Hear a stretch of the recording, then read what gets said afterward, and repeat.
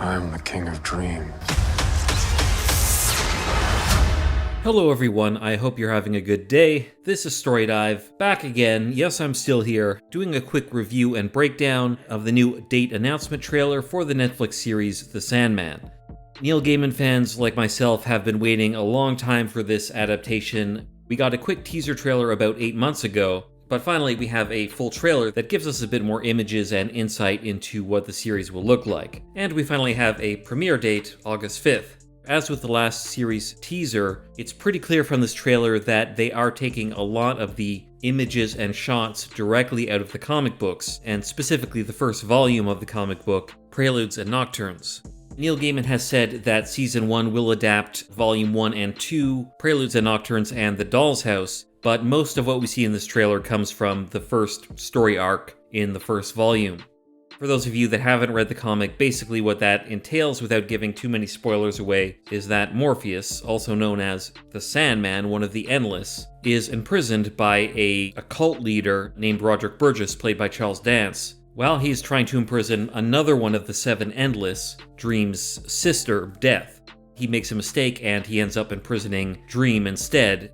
That is the basic setup anyway, but in this video I'm going to go over the trailer shot by shot and break it down or attempt to decipher what's going on. There will likely be some minor spoilers, but I will try to avoid mentioning any of the big reveals. So let's get started. In the first shot we see Morpheus, aka Dream, holding his helm and standing in what appears to be the remains of the Dreaming, his realm. I don't think I'm giving too much away by saying that when he finally gets back there after being imprisoned, he has to kind of rebuild part of his realm. We see clips of that in this trailer. It's either the Dreaming or it's Hell, because during the season we know that Morpheus will visit Hell, as he does in the comics, and meet up with Lucifer Morningstar, who in the series will be played by Gwendolyn Christie. In another teaser that I didn't comment on, we actually got a really good view of her as Lucifer and her realm, but I think this shot might be the Dreaming, after it has fallen into decay. In this shot we can see Morpheus wearing his helm and using his sand pouch. These are two of his 3 symbols of office that he has stolen from him, but one of the plot points in the first story is that he has to retrieve these. This shot we saw in the previous teaser. It's the scene in which the cult, called the Order of the Ancient Mysteries, attempt to summon Death, but actually summon Dream. We can see Morpheus here imprisoned within this magic circle, in a shot that's straight out of the comics.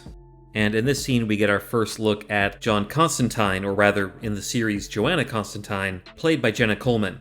I know some people might be a bit annoyed that they changed the sex of John for the series. To be honest, I don't know what purpose it serves in the story, but Joanna Constantine is actually a character in The Sandman as well. She's an ancestor of John Constantine, who lived in the 1700s originally. However, the role that she's playing here is actually played by John in the comics. So they sort of swapped John for his ancestor. The original character of John Constantine is like an occult detective and sort of modeled after the film noir private eye trope. However, in the recent roundtable discussion about The Sandman, they revealed that Joanna Constantine has a more elite clientele than John does. Apparently she even works for the royal family. The scene they're depicting here happens in issue 3 of the comic, and the character that Joanna Constantine is talking to is called Mad Hetty. She's like a supernatural bag lady in her respects who's over 200 years old. This shot gives us a close-up of the eye of a raven, specifically Morpheus's raven, Matthew, who is voiced by Patton Oswalt in the series. Matthew was originally a man, but became a raven in The Dreaming and a messenger for Morpheus. This scene depicts the end of issue number 1 when Morpheus finally escapes from his imprisonment. I won't reveal how that happens exactly, but they're making it pretty obvious here that he does eventually escape, and we can see some of these shots are right out of the comic. In this scene we finally get to see what Dream's castle looks like, although it seems to be in perfect condition here, so this scene definitely takes place at a different time other than when he returns, because it'll be kind of in disrepair when he returns.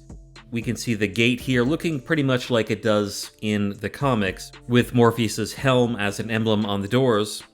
In this scene, we finally see Lucian, the librarian of the Dreaming. Basically, the librarian takes care of every book that has ever been written, or hasn't been written, has just been dreamed up or thought. And in the series, the librarian is played by Vivian Chempong. Her character plays an important part in this part of the story, basically letting Morpheus know what went on while he was away, and helping him rebuild his realm.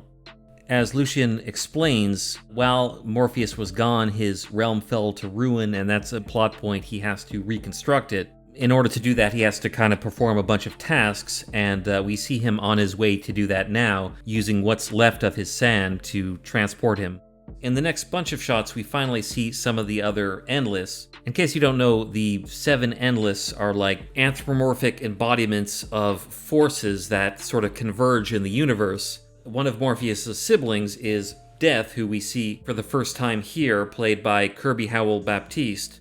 Death is just what you'd expect, basically the Grim Reaper. In the comics, she first appears in issue number 8. She kind of has a long walk and chat with her brother Morpheus, so I'm assuming that's what they're depicting here. In this shot, we see another one of the Endless, the very androgynous Desire, the embodiment of lust and desire, who in the series is played by Mason Alexander Park. Desire in the comics lives in this very bizarre, huge statue of themselves, so I'm gonna love to see how they create that in the series. In this shot, we see an actor who you probably recognize from Harry Potter, David Thewlis, who in the series plays John Dee, aka Dr. Destiny in the DC universe.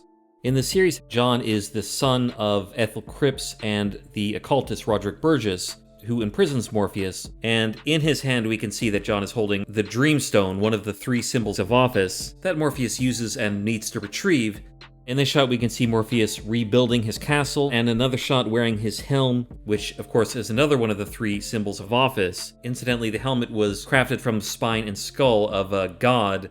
In the second last shot of the teaser, we see one of the coolest, albeit creepy and sadistic characters of the Sandman comics, the Corinthian. The Corinthian is a nightmare created by Morpheus, a nightmare that is basically set loose when Morpheus is imprisoned, along with a number of other nightmares and dreams that were unleashed upon the world. Dream basically has to round all these dreams and nightmares up. In the series, he's played by Boyd Holbrook, and I don't think I'm giving too much away by saying that what we don't see in this picture is that his eyes are actually mouths. He has 2 mouths for eyes and another mouth for a mouth. We can see a bit of blood coming out of one of the eye mouths, so I'm assuming he just bit somebody, or killed somebody as he tends to do. In the final shot, we see Morpheus kneeling down next to his raven Matthew, in what appears to be the waking world, and actually he looks a lot like Eric Draven from The Crow in this scene. But that is the end of the trailer. I have to say it looks pretty promising to me. I hope it lives up to the comic at least a bit.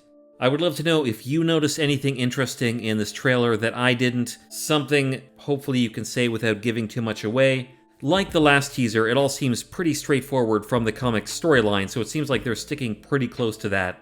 Aside from a few changes and differences here and there, I expect they're going to be pretty true to the comics. I would love to know what you think of this trailer, and what do you think this series will be like? Do you think it will live up to the comics or fall short of them?